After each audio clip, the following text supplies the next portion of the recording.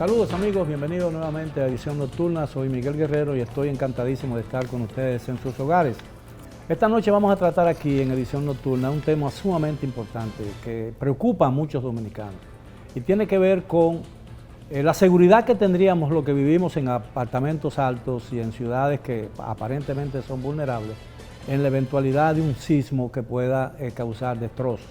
Ya en el pasado la República Dominicana ha sufrido experiencias similares, aunque no muchas, pero vamos a hablar de ese tema y cuáles son las fallas geológicas en la isla Hispaniola, es decir, la isla que compartimos junto con Haití, la República Dominicana. Y para ello contamos con la presencia del ingeniero Juan Chalas, sismólogo, el ingeniero Javier Rodríguez, geólogo, el ingeniero Santiago Muñoz, director del Servicio Geológico Nacional, y el ingeniero Eduardo Verdeja, geólogo. Muy buenas noches, caballero, gracias por aceptar nuestra invitación. Buenas noches. Buenas noches. Bueno, la ciudad de Santo Domingo, la ciudad de Santiago, son ciudades bien construidas, están preparadas para soportar un movimiento telúrico bastante fuerte.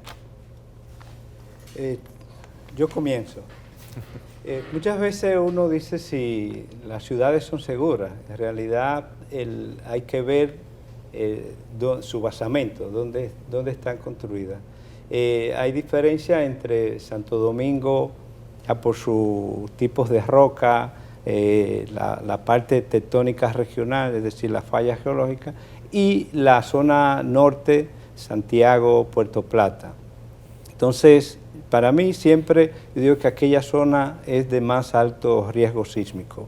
Está la falla septentrional, que va al borde de toda la cordillera septentrional, Santiago, Moca, Salcedo, el borde de la bahía de Samaná, y continúa hacia la parte ya hacia el noroeste, la zona de Montecristi.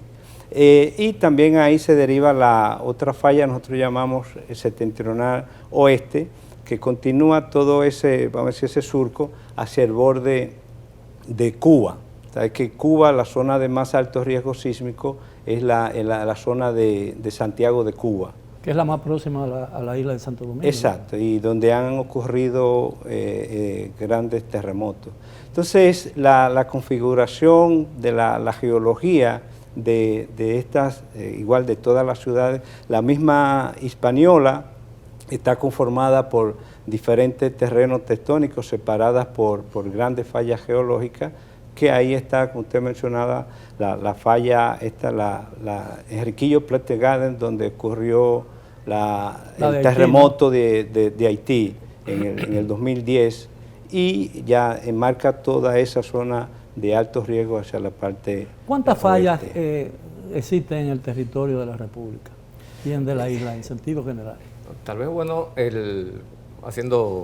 corroborando con lo que planteaba Santiago, tal vez es bueno hacer el seteo, digamos, el marco tectónico de nuestra isla. Nuestra isla está ubicada al norte de la placa del Caribe, es una placa tectónica y la isla está justo en el borde norte de esa placa del Caribe. Y como tal, es el lugar del globo terráqueo, la interacción de placas, donde más ocurren terremotos y movimientos sísmicos por los desplazamientos de placas. Eso quiere decir, y lo entiendo como una opinión del ego en la materia, es decir, cuando usted dice que la playa, que es la falla más, donde ocurren más movimientos telúricos, es decir, y está tan próximo al territorio nacional, es decir, que cualquier movimiento fuerte ahí puede producir un tsunami, ¿no? Un maremoto.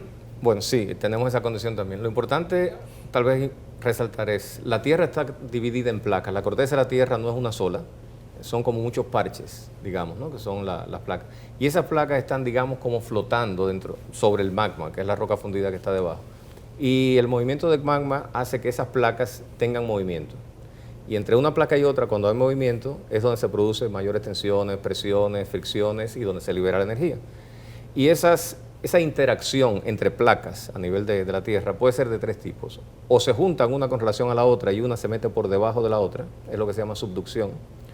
O se separan una de la otra, es lo que se llaman las zonas de contribución de la corteza terrestre, o se deslizan de manera transversal una con relación a la otra. ¿Cuáles son las que producen los movimientos más fuertes? Las de subducción suelen ser la mayor energía liberada de manera violenta, pero las de transformación también. Y cada una de ellas tiene unas características específicas en términos de la sismología, del tipo de onda que producen, del efecto que produce el sismo. ¿Cada qué tiempo en un patrón histórico, se libera esa energía de las fallas?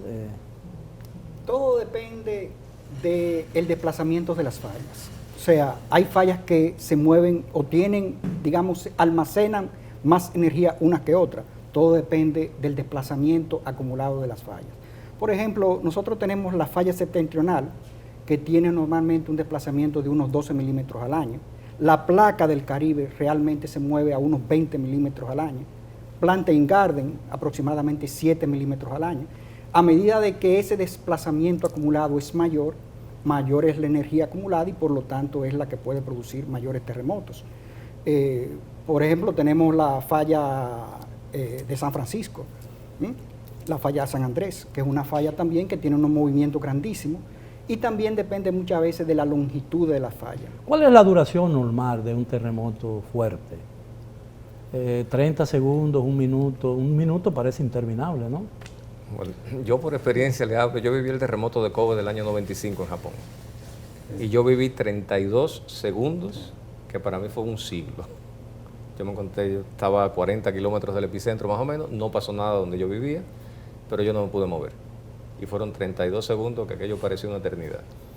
Bueno, después de ese terremoto vino el último, el más grande de todo, el mega terremoto, el de Tohoku, el 2011. Sí, que provocó el maremoto grande, ¿no? Provocó el maremoto y ellos nunca esperaban un terremoto mayor de 8.4. Este fue de 9.0 y dicen que duró 4 minutos. Wow. 4 minutos. Y ¿Pero duró 4 minutos con la réplica o el terremoto o el temblor duró realmente 4 La minutos? vibración por encima del ruido normal del piso. O sea, el estándar por encima de eso duró 4 minutos. Pero ahí también tiene mucho que ver el tipo de suelo en donde se esté registrando ese movimiento.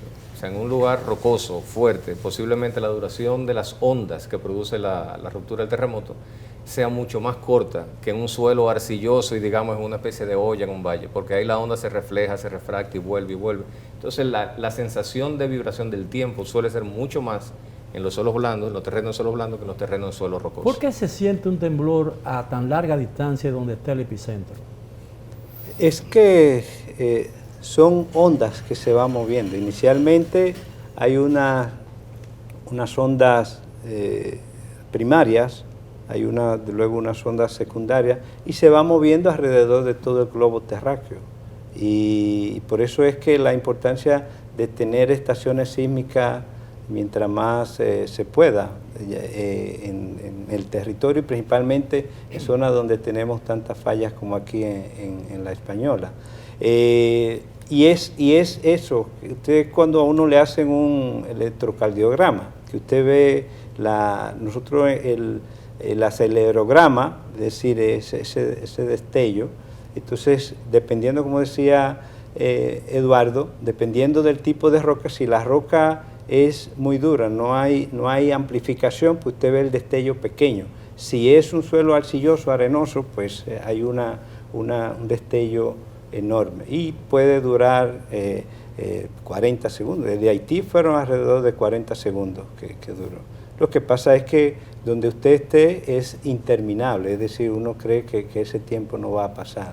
Pero se sintió en Santo Domingo y se sintió una intensidad de 4.6, tengo yo entendido, ¿no? Sí, que las ondas se van propagando. Y entonces Un caso digno de mencionar, por ejemplo, puede ser el terremoto de México del 1984. Un terremoto que se produjo en la zona de subducción del Pacífico, 200 kilómetros de distancia de la Ciudad de México, pero el suelo de la Ciudad de México es un suelo lacustre. Todas esas ondas... Era un lago, creo. Era un lago, realmente. Sí. Entonces, todas esas ondas fueron llegando a la Ciudad de México y afectaron enormemente a muchos edificios que tenían la misma relación de onda que tenían esas ondas que iban llegando. Y yo visité un tiempo después a la Ciudad de México para una conferencia de GEPLACEA, del Grupo de Países Exportadores, y había todavía edificios inclinados, ¿no? Sí. Que finalmente decidieron derrumbarlo todo. Y en el hotel que yo me hospedaba, había en el pasillo de la habitación donde yo estaba un poco inclinado hacia abajo. No sé cómo yo todavía decidí quedarme en ese hotel. No, es que ahí, Miguel, si una estructura es afectada en un terremoto, lo mejor es no habitarla. Si está ya con daños muy serios, igual cualquier réplica puede terminar. Y por eso es que ahí viene la evaluación inmediata de las edificaciones que son afectadas, porque no se puede habitar ni dejar ninguna persona. ¿Cuál es el sitio más seguro en el caso de un terremoto? Esa es la pregunta que se hacen todos los dominicanos, ¿no? Especialmente aquellos que son totalmente ignorantes como yo del tema, ¿no? Es decir, ¿qué hacer en el momento en que está temblando la tierra? Porque el tiempo parece interminable, pero son fracciones de segundo, ¿no? Dura realmente poco. Yo le voy a decir un poquito y después van a seguir. En el inicia y hay unas vibraciones. Aquí estamos, no podemos salir corriendo porque en 20, 10 segundos usted no va a salir. Lo mejor es tratar de aquí mismo, donde estamos, tratar de protegerse con la silla, pero no tratar de salir corriendo inmediatamente. Pero había un mito alrededor de eso, de que debajo de una mesa sólida era el mejor sitio, pero... Vamos a ver, si no la tiene... Exacto. Sí. Pero vamos a ver, debajo de un dintel, de una puerta, sí. ¿no? Hay un mito y es que los terremotos producen derrumbe y los derrumbes matan a la gente. En realidad, del total de los terremotos, la menor cantidad son los que generan colapso de edificios. Lo que pasa es que son los que más salen en la prensa y los que más se distribuyen. Hay un daño, yo le digo a la gente, lo primero que te puede hacer daño es lo que está alrededor de ti. Sí. Antes que se caiga el edificio, se cae una lámpara, se vira un tablero, se cae un cuadro, se vira lo que fuese, se mueve un mueble y me aplasta, estoy en la nevera y se me en la cocina y la nevera se mueve y me pega. Lo ideal es tener uno claro en dónde está, en su rutina del día a día, qué es lo que hay alrededor del lugar de uno que me puede hacer un daño inmediato. O sea, aquí en el estudio, por ejemplo, tal vez los daños inmediatos que uno pudiera prever es lo que tenemos arriba en el techo, toda la estructura que hay. Pensar en salir corriendo, cuántas puertas de cristal tenemos que atravesar para salir a un lugar seguro. Sí. Entonces, de que uno se asusta, se asusta. Entonces, por eso es que se recomienda hacer los ejercicios de evacuación para generar esa rutina. Y en el pánico es que se produce en la verdadera tragedia. Exacto. Hay gente que se tira de un quinto piso. Esa es justamente la importancia de generar los ejercicios de evacuación para generar una rutina. En el momento que uno se asusta, uno no piensa, uno reacciona. Entonces, si uno tiene la rutina, pues uno... Pero una vez escuché que rápidamente uno puede situarse debajo de una puerta, de una ventana, porque hay un dintel que se supone que tiene una viga y todo eso, pero todo eso se viene abajo. No, claro, y si tiene vidrio la ventana, imagínate lo que tú vas a hacer. El origen de eso era los tiempos antiguos, cuando las estructuras y los edificios eran piedra sobre piedra, o sea, funcionaban básicamente por gravedad, los muros. Bueno, pues uno se metía dentro de un muro, en un dintel de una puerta, la piedra que caía iba a caer de un lado o del otro del muro. Hoy en día las construcciones no son así, bueno, ya lo podrá hablar mucho más de eso. Ya hay otros criterios, pero lo primero que le va a hacer daño a uno no va a ser el edificio que se le caiga, puede ser cualquier otra cosa que esté. Bien, si ustedes me lo permiten, tenemos que hacer una breve pausa, regresamos con el tema de esta noche, las fallas geológicas en la isla española. Siga con nosotros en Edición Nocturna.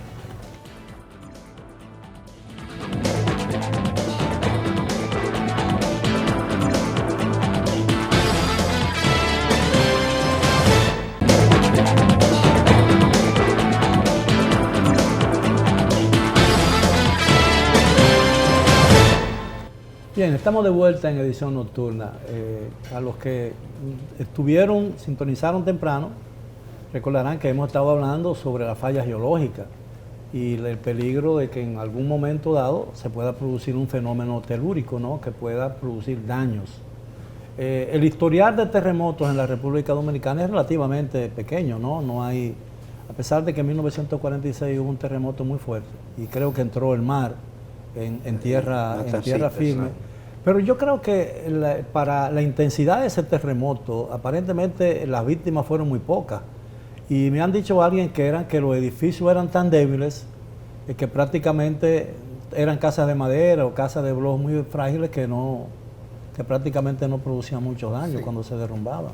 Bueno, realmente nosotros tenemos una sismicidad histórica que viene, ya nosotros tenemos realmente información de terremotos que han sucedido en la isla desde el año 1562. Ya en el 1562... Bueno, ahí afortunadamente no estábamos vivos entonces, ¿no? Pero ya en el 1562 la villa de Santiago y la villa de La Vega fueron destruidas. Y realmente no se asocia muy claramente a qué falla pudo haber estado asociado a ese terremoto, pero hay discrepancias, pero yo diría que estaría asociado más bien a la falla septentrional. Hay gente que dice que no, pero es un caso de estudio. Y en el 1842 también tuvimos un terremoto muy cercano a la zona de Haití, donde se dice que hubo unos 5.000 muertos y hubo tsunamis también que se produjeron en esa zona. Ahora, la pregunta que mucha gente se formula, ¿está el país preparado realmente para encarar las labores de salvamento que se producirían en el caso de un temblor?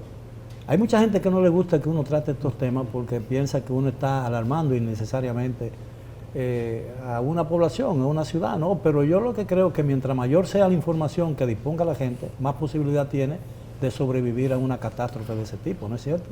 Sí, sí. Ahora, los organismos del Estado, ¿no?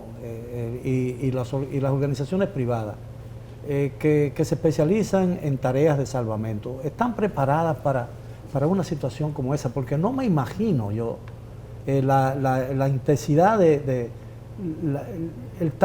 la clase de escenas que uno pueda presenciar cuando un acontecimiento de ese ocurre, ¿no? Que es tan rápido y de pronto uno ve y se da cuenta de que lo que nos costó construir durante tantos años y con tanto esfuerzo se desvaneció en fracciones de minutos, ¿no? Eso es una cosa terrible. Sí, Miguel, en mayo de este año hubo un ejercicio que se llamó FAJUR, que lo organizó el Centro de Operaciones de Emergencia. Y no fue más que un simulacro donde se involucraron todas las instituciones que tenemos que ver con el tema de la sismicidad. Se hizo una simulación de un terremoto de una magnitud de 7.4 en la trinchera de los muertos, que está en la parte del mar aquí, de frente a la Romana, 100 kilómetros en el mar. Tiene una profundidad de 5.000 metros. Cerca de la islita, ¿no? Ya la Catalina está un poquito más arriba. Mucho más allá. Pero es esa zona, como decía Eduardo, nosotros tenemos la parte la parte de la placa del Caribe y la parte de la zona de subducción de la Norteamérica, y esa parte donde se encuentra inicialmente en el fondo. Entonces, ahí se participó, hubo un apoyo del Comando Sur de Estados Unidos, y se hizo todo lo que pueda suceder en un evento sísmico de esa magnitud. Y se hizo una evaluación de la cantidad de viviendas, ya con el estudio de amenazas sísmicas que hicimos aquí, con el tema de la vulnerabilidad, los tipos de edificaciones, y se cuantificaron una cantidad de casas que podían ser afectadas, más de 25.000. Ahora, en los últimos 20, 25 años, la fisonomía de la ciudad de Santo Domingo y de Santiago ha cambiado radicalmente, ¿no? Sí. Y mucha gente se pregunta, ¿los códigos de construcción son lo suficientemente rígidos, ingeniero Rodríguez, como para que la gente se pueda sentir seguro en la vivienda en que vive, cuando vive en un 15º piso o un piso 18? Incluso hay edificios aquí ya que alcanzan 35 niveles, ¿no? Sí, la fisonomía ha cambiado bastante. Realmente la Sociedad Dominicana de Sismología, junto con otros organismos del Estado, han hecho el código más actualizado, que es el del 2011, ¿no? ¿Verdad? Exacto. Entonces, después de ese fue a raíz del terremoto de Haití, ¿no? Como consecuencia del terremoto de Haití. Esos estándares los han modificado porque se hizo un estudio en el 2016 muy bueno en el que participó el Servicio Geológico Nacional, un estudio de microzonificación sísmica del Gran Santo Domingo. Ahora el Gran Santo Domingo está bien clasificado con su tipo de suelo, se sabe en qué zona se amplifica más la onda y se sabe en qué sitio tú puedes o debes construir por debajo de 4 niveles, otros en lo que puedes construir por encima de 4 niveles, siempre y cuando tú respetes la norma.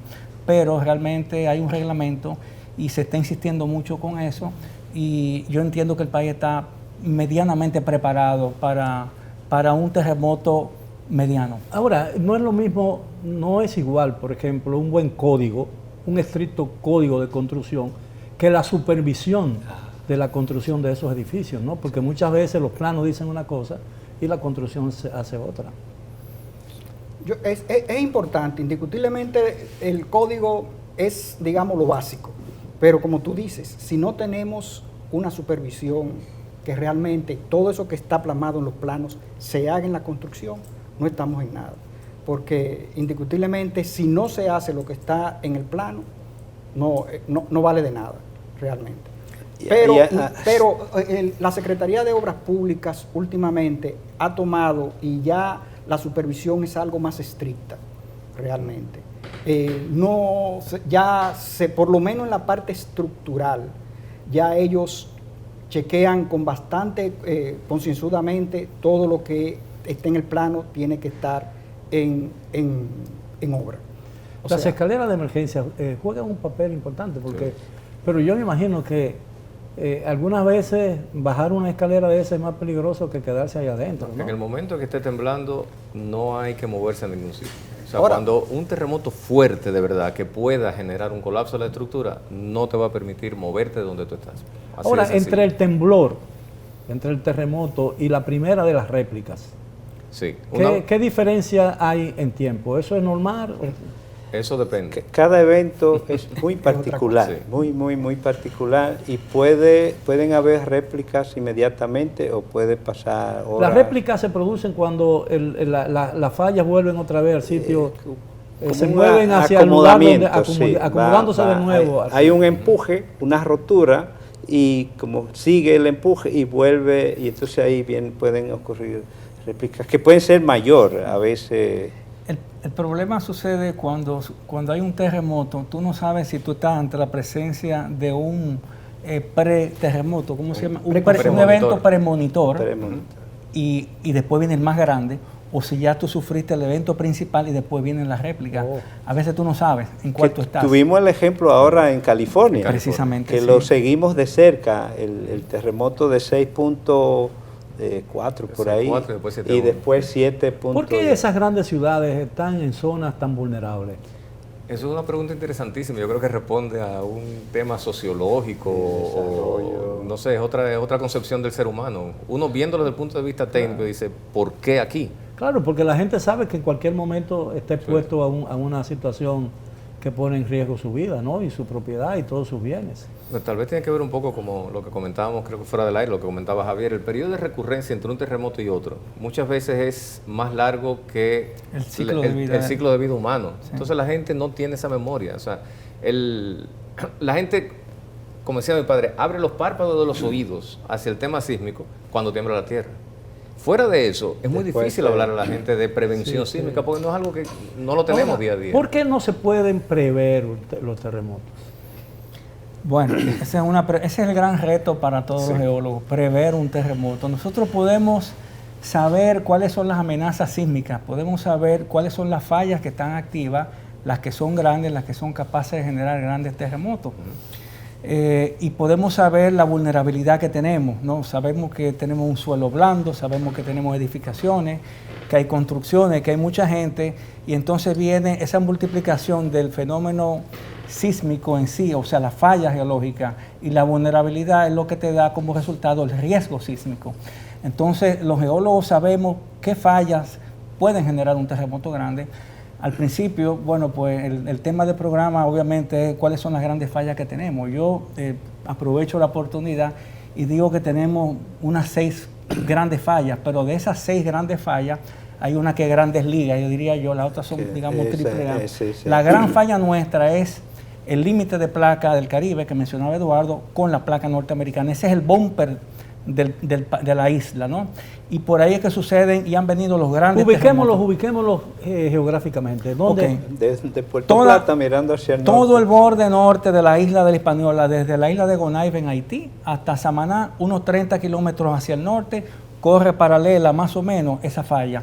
Ahí es que está la famosa falla de Milwaukee, ¿no? Sí, la fosa de Milwaukee es una fosa depresión de unos 8.000 metros que está más hacia Puerto Rico y es precisamente parte de la zona de subducción, parte del área donde se mete la corteza oceánica de la placa de Norteamérica debajo de la placa del Caribe. Para mí el terremoto de 1946 fue producto de del roce de esa falla, y ¿no? el del 2003. El del 2003 también, que fue en Puerto Plata. El de como mencionaba antes también, el de 1842, y yo creo que muy posiblemente el de Santiago de 1562. También. O sea, esa es la falla madre, esa es la falla más peligrosa.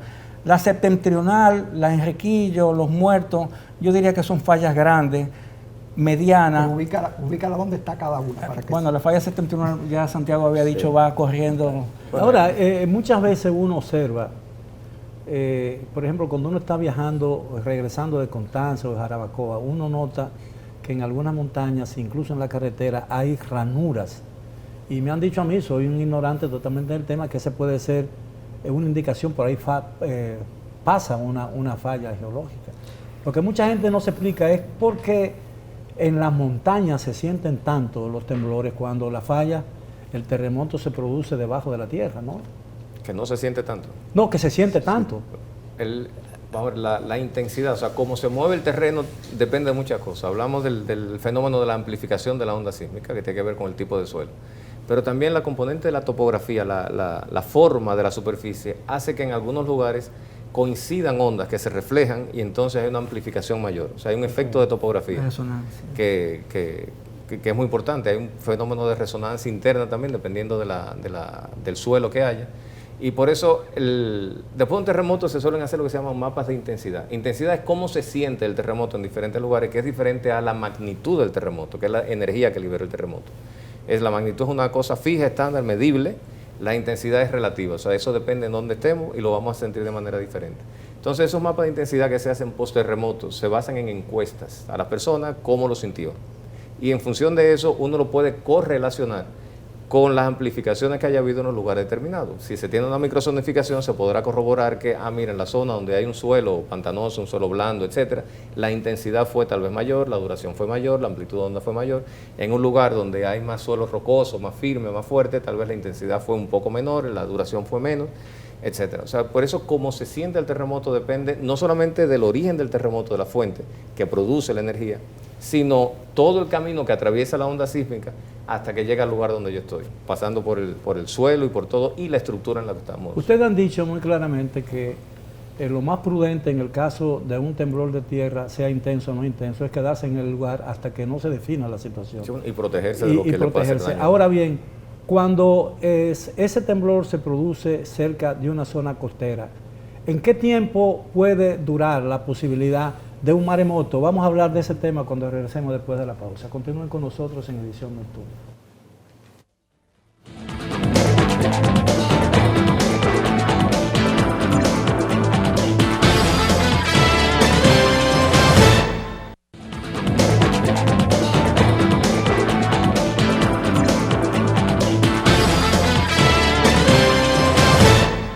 Bien, estamos de vuelta en Edición Nocturna. Hemos estado conversando con expertos en la materia sobre las consecuencias que puede generar un terremoto y cómo una persona puede actuar para salvar su vida con serenidad hasta que pase el tema, ¿no? Y no tratar de vencer a un terremoto porque es una fuerza natural que todo el mundo desconoce hasta que la ve. Ahora, ¿a qué distancia puede producirse un temblor en una zona vulnerable costera?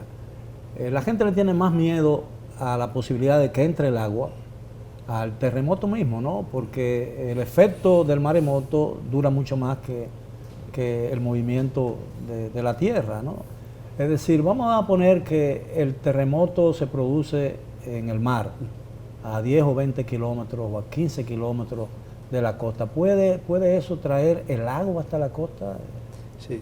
Nosotros hicimos un estudio de la vulnerabilidad ante tsunami o maremoto del borde costero, desde Jaina hasta cerca del Aeropuerto Internacional de las Américas.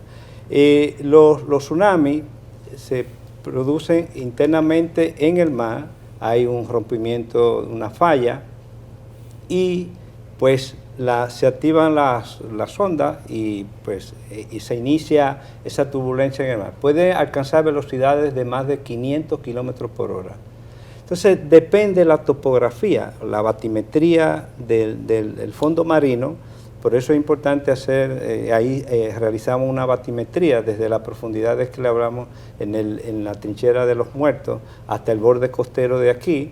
Entonces, en esa evaluación se hizo un modelaje de si tiembla en el mar, en la trinchera de los muertos, es decir, a unos 80, 100 kilómetros desde el borde de aquí, de costa hacia el mar. ¿Por qué le dicen la trinchera de los muertos? Tiene Bueno, déjame, Sí. hay una islita pequeña al sur de Puerto Rico que parece una caja de muertos. Entonces le llaman la isla de los muertos, la caja de muertos, ¿no? ¿Y vive entonces, gente allí? No sé, No. pero queda sobre la trinchera de la zona de el- subducción y le han llamado trinchera de los muertos en honor Ah, a esa eso. islita que se ve desde Ponce hacia el sur que parece una caja de muertos. Por eso se le llama la trinchera de los muertos. Y hay otros, sí, ya geógrafos que no les gusta que le llamen trinchera, sino surco. Yo diría cinturón deformado de los muertos, Exacto. porque es un complejo de fallas que hay ahí. internamente en esa zona. Entonces, el tiempo de llegar las olas hacia el borde costero ahí en el malecón, unos entre 10 a 15 minutos al borde costero. Y si tiembla en Venezuela, la placa del Caribe pasa por Venezuela, tarda unos 55 minutos en llegar al borde de nosotros. Entonces hay una zona, esa zona casualmente de Guibia y esas partes, que es el entrante donde puede 2 metros, 3 metros, donde salió en el modelaje que puede entrar. En los ríos, en el Jaina y en el Osama, ocurre un efecto de que se represa el agua, entonces suben los niveles en todo el borde del Osama o del Jaina. Y esa zona debajo de Jaina incluso se hizo un modelaje ahí, y hay zonas ahí que se van a inundar Ahora, totalmente. supongo yo que por los farallones, la entrada del mar no pasaría de la José Contreras, ¿no? No. y Y es está en los mapas, está delimitado. A nosotros ahora estamos haciendo un modelaje casualmente en Matancita, con un proyecto de investigación, y se hace el modelaje de lo que ocurrió y hasta dónde pueden llegar las zonas. Sí, es Pero ahí importante la zona. decir que normalmente se crea alerta tsunami cuando los terremotos son de magnitudes mayores de 7. Entonces, ya inmediatamente un terremoto sucede en el océano con una magnitud mayor de 7, inmediatamente se da alerta de Se tsunami. activa. Todo el que esté Entonces, navegando por ese sitio ahí ya... No, normalmente no lo siente. El que está navegando es el que menos Es problemas que el menos tiene. problema tiene. Ah, sí, sí, sí. Porque Porque en el mar prácticamente no se Las siente. olas no se sienten. Vamos a ver, es importante decir que no todo terremoto, aunque sea grande, que se origine en el mar, va a generar un tsunami. O sea, hay una serie de condiciones que se deben dar. Y la condición principal es que haya un desplazamiento en la corteza, por zona de subducción, por relajación. Ese desplazamiento del fondo marino es el que genera el desplazamiento de la masa de agua. Y no siempre el terremoto produce eso, pues si tenemos un terremoto de movimiento lateral, no genera un desplazamiento de masa de agua, por tanto, no generará tsunami. Pero el protocolo, como dice Juan Alberto, es ese, o sea, un terremoto con una magnitud mayor de 7, por protocolo se da una alerta. Luego hay todo un sistema de alerta temprana de boyas que están en el mar, regadas en el mundo entero. Aquí tenemos, Santiago podrá hablar de las boyas que tenemos de alerta temprana tsunami. Son boyas que indican si se produjo o no se produjo ese terremoto. Entonces, esa primera alerta a tsunami se ratifica o se descarta. entonces el papel de las boyas es ese, precisamente. Es precisamente No es guiar la navegación. No. De las boyas que estamos hablando, que son boyas de alerta boyas diferentes. temprana para tsunami. Bueno, ok. Son específicas. Pero están a la superficie del agua. Sí, están en la Están superficie. en el agua totalmente. sí. Ahora, vi en un programa de televisión de una cadena norteamericana. Ahora es importante Sí. decir también que aparte de la zona de subducción de la trinchera de los muertos, en la zona norte, como tenemos la zona de subducción norte, también es una zona propensa a que se produzcan tsunamis.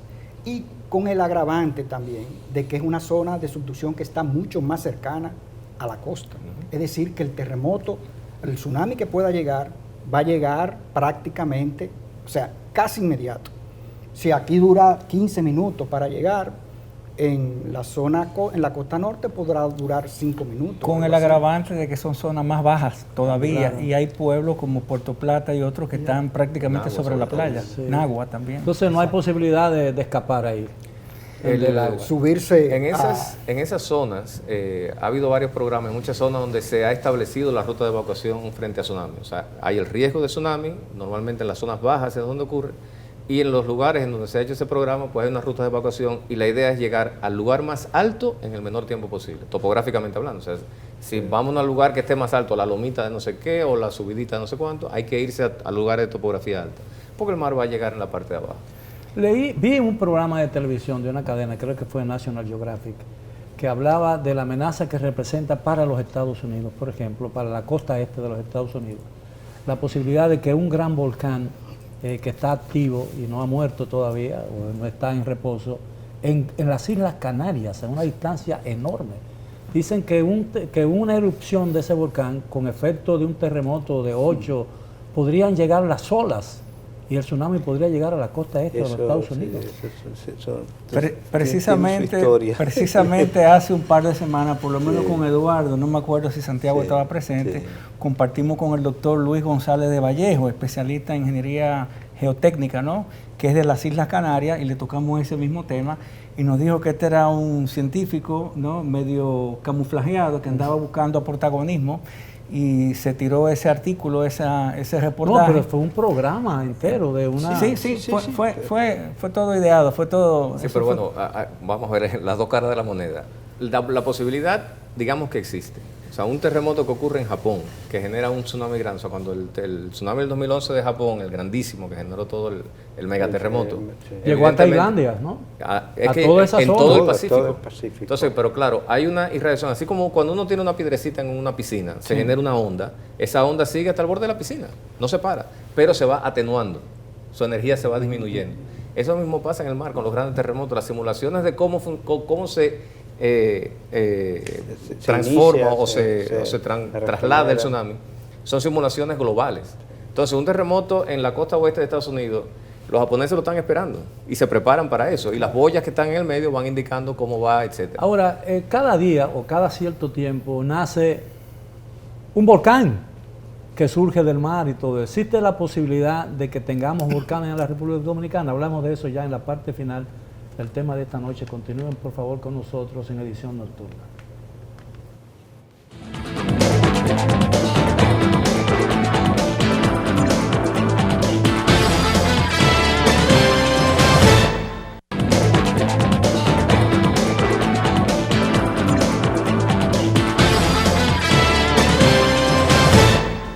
Bueno, llegamos ya a la parte final del tema de esta noche. Desafortunadamente nos quedan apenas 3 minutos. Yo quería saber cuál es, si existe la posibilidad de un volcán en la República Dominicana, como muchos países que antes no lo tenían y de pronto lo tienen, ¿no? ¿Y qué posibilidades hay de que exista realmente un peligro en la República Dominicana de un gran acontecimiento telúrico en el futuro inmediato? Bueno, el corazón de nuestra isla es eminentemente volcánico. Surgió como un arco de isla, producto de la subducción de la placa norteamericana. Se genera un magma que sube a través de las grietas y toda la cordillera central prácticamente fue zona volcánica. Pero estamos hablando Cretácico inferior, Cretácico superior, 120 millones de años, 65 millones de años. Pero tan pronto la placa del Caribe se encontró con el Banco de las Bahamas al norte, se frenó, cesó ese volcanismo. Hasta recientemente que se han reportado volcanes de edad pleistocénica, menos de 3 millones de años, como son los que hay en Alto Bandera, Constanza, en San Juan de la Maguana, ahí antes de llegar a Sabaneta a la izquierda hay unos conos preciosos, muy bonitos, donde hubo actividad volcánica hace menos de 1 millón de años. Para nosotros, menos de 1 millón de años. Para nosotros los geólogos... Eso es ayer. Es ayer. Realmente tenemos aguas sulfurosas que son residuos de actividad magmática que se queda trabajando por debajo de esos antiguos volcanes, como encontramos en Canoa, como encontramos en la Yayas de Viajama. Pero en el país es muy difícil que tengamos actividad volcánica, a menos que haya un cambio en la tectónica actual. Sin embargo, en el Caribe, donde hay subducción activa... En Centroamérica hay muchos volcanes. Centroamérica, obviamente, porque hay una zona de subducción donde se está creando un magmatismo interno, y entonces toda la costa de Centroamérica, al igual que todas las Antillas menores, tenemos ahí el Soufrière de Martinica, tenemos otro, el de Grenada, que está activo todavía, y hay otros volcanes que sí, que siguen... Ahora, una última pregunta. ¿Existe alguna relación entre las fallas y la existencia de yacimientos de petróleo? Nos queda un minuto. Sí, la geología en las zonas donde hay acumulación de petróleo, hidrocarburos, gas, son zonas sedimentarias. Muchas veces hay áreas que pueden haber fallas geológicas que delimitan esa parte sedimentaria y pueden ser incluso canales de los flujos de los hidrocarburos, los gases y la parte de acumulación. Y vemos aquí puede estar delimitado en algunas zonas, por ejemplo en la cordillera septentrional está la cuenca del Cibao occidental y la parte oriental, están delimitadas por fallas. Y esas cuencas pueden albergar gas o petróleo, igualmente puede suceder en la parte... Entonces puede ser una bendición no tener petróleo. Bueno, si es lo que ha sucedido en Venezuela, hay que tener mucho cuidado. Bueno, señores, muchísimas gracias por la amabilidad de aceptar nuestra invitación. Un tema que podría parecer no un tema de preocupación diaria, pero es un tema que está de una preocupación permanente y tenemos que estar preparados como nación para encarar cualquier posibilidad futura. Así que le estoy muy agradecido y espero que los amigos televidentes hayan disfrutado y aprendido del tema y los esperamos como de costumbre mañana a la hora de siempre. Hasta entonces. Bien. Bueno, Miguel.